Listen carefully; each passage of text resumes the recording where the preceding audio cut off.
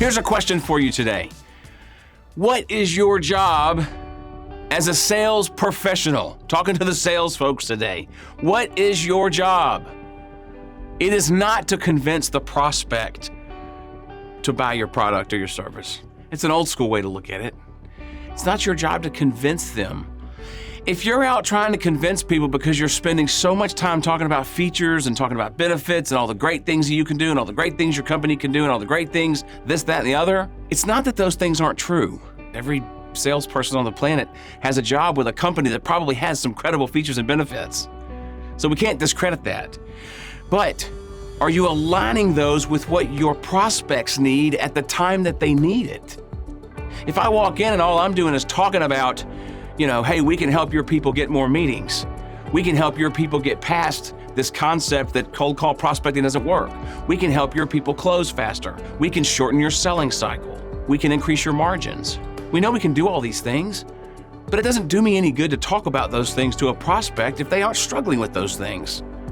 My job and your job as a selling professional is to sit down with somebody and say to them, John, I appreciate you having me out so we can have this conversation and try to figure out what's going on.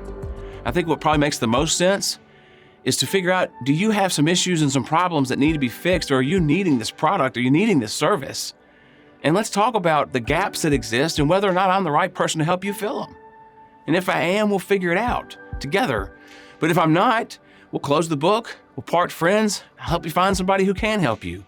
I realize that in order for this to work, you've got to believe that I'm the right person to help you, and we have to believe that you're the right person to fit into what we're doing. But I think if we can get there together, we can make a pretty good decision on what needs to happen and how we're going to move this thing forward. And in a nutshell, what happens is they build trust in you because you're focused on them. You're not focused on the outcome of the sale.